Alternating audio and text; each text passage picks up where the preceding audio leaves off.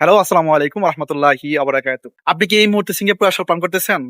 তাহলে আজকের ভিডিওটি আপনার জন্য খুবই খুবই গুরুত্বপূর্ণ। দেখেন, আমি অনেক অনেক ভিডিওতে অলরেডি আলোচনা করছি যে আপনারা দালালের মাধ্যমে ভিসা প্রসেসিং করেন না, দালাল সিন্ডিকেটটা এড়িয়ে চলার চেষ্টা করেন। কিন্তু আমরা বেশিরভাগ মানুষই এটাকে অ্যাভয়েড করতে এড়িয়ে চলতে পারি না, লাস্ট পর্যন্ত দালালের শরণাপন্ন হই কোনো না কোনো কারণে। রিসেন্টলি আমার দুজন ভাইয়ের সাথে কথা হয়েছে মেসেঞ্জারের মাধ্যমে। তারা প্রায় এক গ্রুপে ৮-১০ জন ছিলেন, পাশাপাশি এলাকার। তারা ১৪ লক্ষ টাকা করে জমা দিছিল। তাদের বিএমইটি কার্ড হয়ে গেছে, তারা ম্যান পাওয়ার করে ফেলছে। সবকিছুর পরে হঠাৎ করে তাদের আইপিএটা ক্যান্সেল।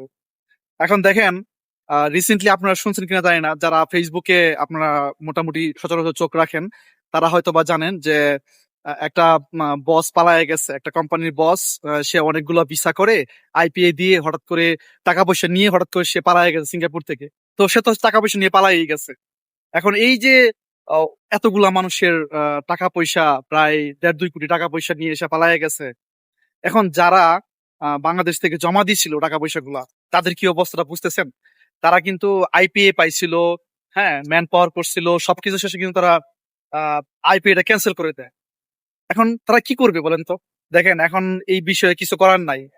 এখন আজকে মূলত যেটা আমি বলতে চাচ্ছি যে পরবর্তীতে কিছু করার থাকে না, কিন্তু অবশ্যই আগে আমাদের কিছু করণীয় থাকে।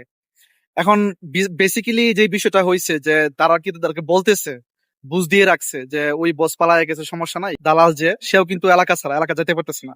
এখন বেসিক্যালি তারও তো দোষ নাই, সেও তো সিঙ্গাপুরের এক সুপারভাইজারের মাধ্যমে কিন্তু এই কাজটা করছিল। এখন সুপারভাইজার বলতেছে তাদেরকে অন্য কোম্পানিতে নিয়ে আসবে। দিন শেষে সেটা কতটুকু সত্য ওই সুপারভাইজারই ভালো বলতে পারে।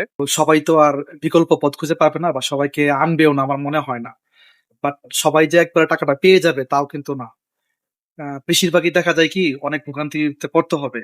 মানে টাকা পয়সা হয়তো বা পাইলে অল্প অল্প করে পাবে, বা দু একজন হয়তো বা আসতে পারবে। তো এখানে অনেকগুলা ভিসা ক্যান্সেল হয়েছে।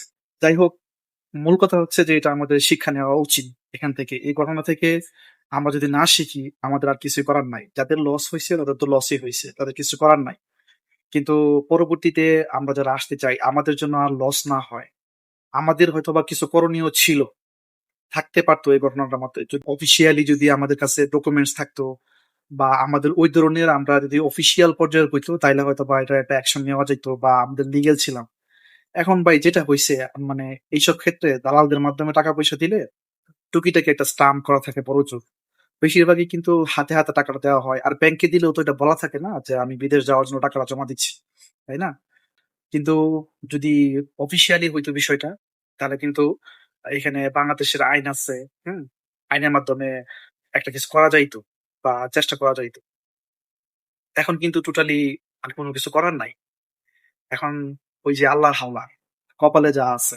আমরা যখন কোনো সমস্যা হয়, আমরা যখন কোনো কিছু পারি না, তখন কপালে যা আছে, কপালের দোষ দিয়ে দিই। দোষটা যে আমাদের, এটা বুঝি না।